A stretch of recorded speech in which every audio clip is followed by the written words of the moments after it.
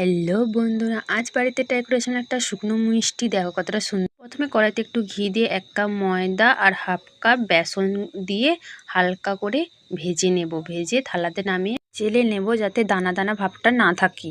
দেখো সবগুলো হয়ে গেছে। এবার একটা থালাতে ঘি মাখিয়ে এবারে হাফ কাপ চিনি, একটু জল আর একটু ভিনিগার দিয়ে ভালো করে চিনির শিরা তৈরি, একটু এলাচ গুঁড়ো দিয়ে দেবো যাতে সেন্টটা হয়। দেখো এরকম হবে। এবার একটু বাটিতে ফেলে দেখে নেব শক্ত হয়েছে নাকি।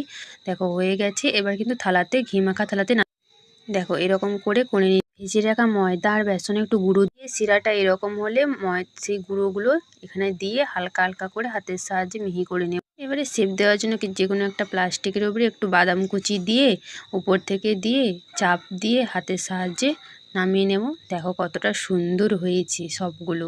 এটা কিন্তু শনপাপড়ির রেসিপি ছিল, বাট আমার তো হয়নি শনপাপড়ি এরকম। বাট এটাও খেতে কিন্তু খারাপ ছিল না।